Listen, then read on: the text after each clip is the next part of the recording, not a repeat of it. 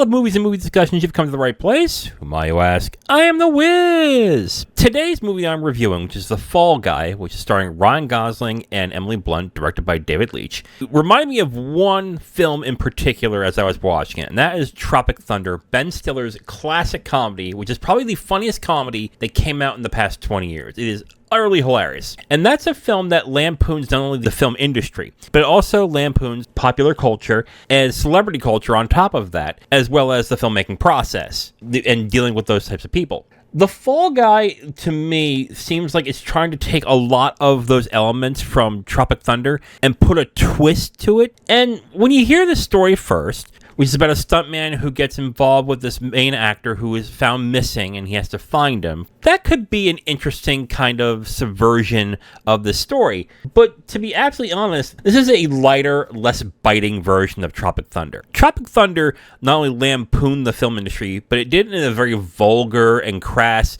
and very biting way in some scenes. This film doesn't really go biting at all. Things that it makes fun of are things that are kind of common if you are into films. And if you've seen other films that make fun of or show the filmmaking process, it actually shows all that stuff as well. So it's not really saying anything very interesting in the satirical places.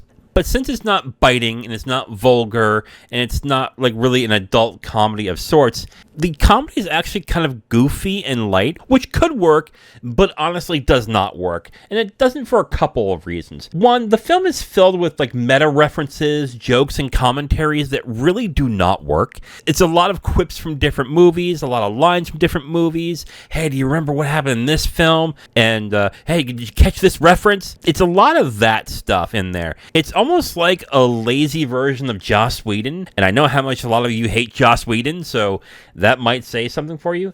But along with that light type of comedy, there's also like a strange dark element to this movie, which I think doesn't match very well. There's a lot to do with drugs, violence, and a bunch of other dark things in the movie. And the mix that they use in this movie just doesn't work. On top of that, it is way too long. I saw the extended cut, which was about 2 hours and 30 minutes. I think the regular cut's like 2 hours and 15. This film goes on way too damn long. And the reason why it's so damn long is because the plot is way too twisty and convoluted for its own damn good. The film is basically the stuntman is trying to find the star of the film, who is also trying to get back with this other woman who is the director of the film. They try to make it more complex than it really needs to be or is. And none of the plot strings and the twists that they have are all that interesting. And on top of that, the twist you can see a mile away. I think the one main problem I have with this film is that the film thinks it's clever when really it is not. It's actually very surface level on all the comedy and the commentary and the meta jokes. It literally is just, hey, do you remember this? Oh, do you remember this line? Hey, do you remember this plot point? And then when it gets into making fun of the industry, it's basically, actors are stupid, right? That's pretty much the joke in this movie. None of it really does work. And yet there is also another problem that I have with the film, and it's that the film sets its rules, but doesn't stick to them. There are two worlds in this movie. There is the filmmaking world where they're making a film, and obviously Ryan Gosling's character is a stunt man, and he has to do his stunts or whatever, which, fine, okay. And that's, all right, I guess. That's just fine. But then there's the real world. For some reason, the real world acts a lot like the movie world, but there is no like winking and nodding towards that. It's more like, well, it's a movie, right? So we need to make it like a movie, even though we're trying to represent the real world. For example, Ryan Gosling's character, the stuntman, he ends up flying through a bunch of glass and windshields, doing some dangerous stunts, falling on great heights,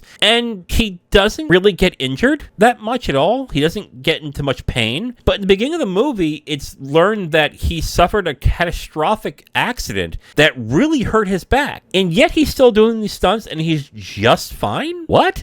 Like, wait a minute, hold on. Some of you might say, well, it's a movie. It's like, yes, but the movie is trying to be a commentary on movies. And then it's then doubling down and saying, but we're going to do the same thing that we're making fun of as the movies. And they're not being clever at all about it. Again, the film thinks it's incredibly clever and funny when it really is not. I said in the beginning that this film was trying to be like Tropic Thunder, but actually this movie is more like a film from the 90s that if you are a professional wrestling fan, you've heard of this, called Ready to Rumble. This is the David Arquette movie about pro wrestling, and Ready to Rumble had the exact same problem. Not only was it not funny, it was trying to be clever about a world that it was showing, but it really was not that clever at all. In fact, it was pretty damn dumb. But I will say this, there is one good element, well, okay, good's not really the word for it. There's one element that's not as bad, and that's the romance part. And the romance between Emily Blunt and Ryan Gosling is fine, I guess. It's not great, it's okay, it's watchable, but it really is because the two actors are just charming.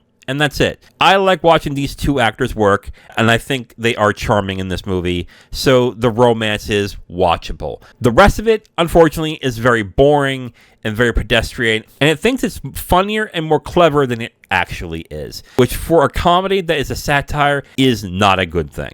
So if you haven't noticed, overall, I do not recommend The Fall Guy. I think this is a movie that had an okay idea, but went way too safe, and the comedy doesn't work because of that. On top of that, the whole meta layering and the references really doesn't add anything. In fact, it detracts more from the movie. It just becomes more distracting, especially with how bad it is. And what they're commenting on and making fun of isn't really that interesting or compelling either. The romance is okay, and the stunt work is okay too, which I find odd because you would think a movie about a stuntman would have really good stunts in it, and this film is like, it's okay. They're fine, I guess. They're competent, which I think is really funny to think about. But overall, I do not recommend The Fall Guy. If you are interested, check it out on Peacock, but I think you can find better things to watch. Now, if you want my full review on this movie, you can go to my website at IamTheWiz.com. You'll have my full written review right on the site, along with a link to the video that has this review that you've just listened to. All right, so for Thursday, me and Zero are going to be reviewing Civil War.